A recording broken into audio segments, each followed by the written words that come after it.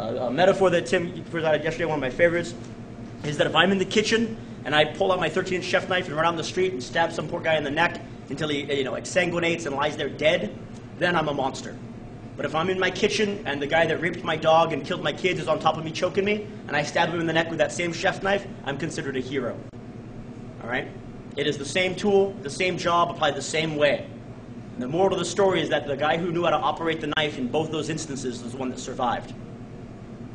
All right? Regardless of which side of the story you're on. You want to know how to be able to do the violence to be able to survive a violent situation. And so these levels of observation allow you to make sure that you're checking yourself when you see footage, when you see a situation go down and you're recounting it in your head. It's important that you look at where the successes lay. All right? But by doing that does not make you a socially or an antisocial person. Does not bring you outside of society. If anything, it's something that you guys, especially in the field that you're in, should absolutely be completely familiar with the tool of violence from all aspects of it. You're not condoning any misuses of the tool, but you're also not ignoring the tool, because it's a tool that you have to be fully aware of. If you choose to ignore the tool of violence, then it's only going to be available to the predators. And you will only have social responses to asocial situations, and that's a very bad equation for you if you're using the social. Okay, so it's just there. You have to objectively look at it and say, I understand how the tool is used will be determined how it's dealt with in the criminal justice system, how it's dealt with socially, as far as society is concerned. What we're looking at is this is just a tool to be used. And we need to know exactly how to use it and what equals success with this tool. And so that's it. It's a controversial way in some ways of looking at it, because people try to take that and put something socially on top of that. We're saying that, listen, this has nothing to do with any of that. This is a point of violence. At the point of violence, there's success. How do you get success with that? And that's all we're trying to do. Every violent act is the same. There's one person doing violence, and there's one person getting violence done to them. Your job is to be the person doing the violence. That's it. The person who does the violence is the person who prevails. It's that if you look at the data, that's what comes out of it, regardless of what affiliation of the person doing the violence is, regardless of their status in society, whether we consider them to be good or evil.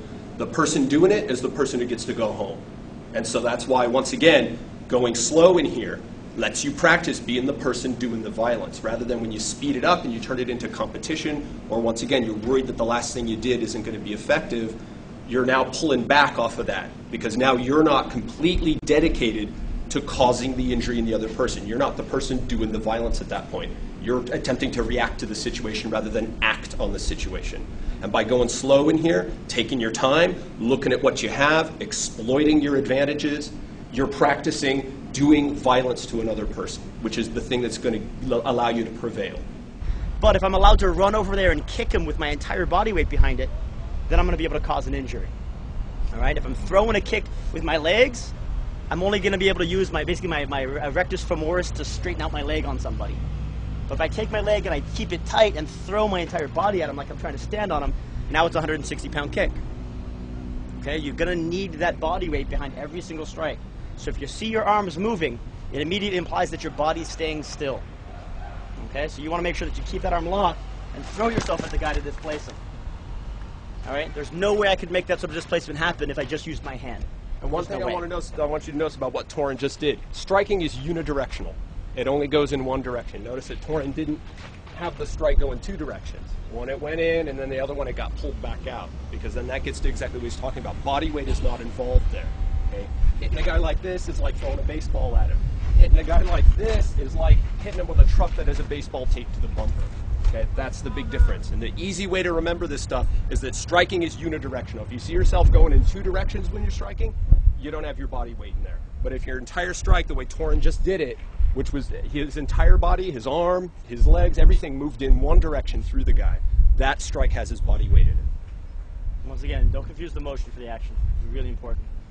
On this target, we're going to get started here with the side of the neck. So we're just going to kind of gloss over it. We covered it yesterday to some degree, but I want to make it very clear. We have carotid, vagus, jugular, and phrenic. So the carotid and jugular obviously a blood flow. Vagus and phrenic are nerves. Vagus and phrenic, when you're striking these, are going to get a large parasympathetic response. So the body itself is going to slow down the heart rate, slow down the breathing. You want to basically fluff up his pillow and take a nap. The blood flow is going to give him a vasodilation in the torso. essentially effectively draining the blood out of the brain. So he's going to get poorly oxygenated, very little poorly oxygenated blood to the brain, and he's going to want to faint. So hitting a guy on the side of the neck is going to cause him to faint. Hitting a guy in the throat is going to make him asphyxiate. He's going to be getting no oxygen, fine with blood, no oxygen, and hitting him in the back of the neck potentially is going to be ending his life by virtue of the fact that you'll be able to close off the entire apparatus that causes the heart and lungs to work, or you'll be making him go unconscious via an electrical knockout with a concussion, a contractile concussion in the brain itself. But for our purposes right now, we're going to be hitting the guy in the side of the neck. So the side of the neck, the lateral aspect of the neck here, we're going to be hitting him basically from the ear along here, inside the trap, this area in here, this hollow right there. But we're striking into this. Our purpose is going to, once again, use all of our body weight, but I want to make it very clear, we're going to be driving into the spine. So it's not something where we're going to be hitting the guy like this or trying to hit the guy in such a way that we're just hitting into the shoulder. Rather, I'm going to be hitting him into the spine so his entire body weight gets dragged by the side of the neck at all times. All right, so I want to make it very clear what we're doing. You'll also notice when I start to move his head, the body will go with it. All right, so one of the advantages there is I hit this guy on the side of the neck there, and I can actually move his head around and control him that way. So that's kind of useful for me as well. So when I hit the guy on the side of the neck, he's going to want to lay down. He's going to want to faint. He's going to get a feeling of weakness, feeling of systemic weakness. He's not going to feel like he's raring to go. Take some of the fight out of him. It's effectively kind of similar to hitting the guy in the solar plexus to some degree, because I'm working on the nerves that control the solar plexus. So that's the initial way we're going to do it. So I'm going to have my partner down on one knee in here. I'm going to work on hitting my partner on the neck and then keep him from falling over. All right, that's what we're going to do. Let's get to.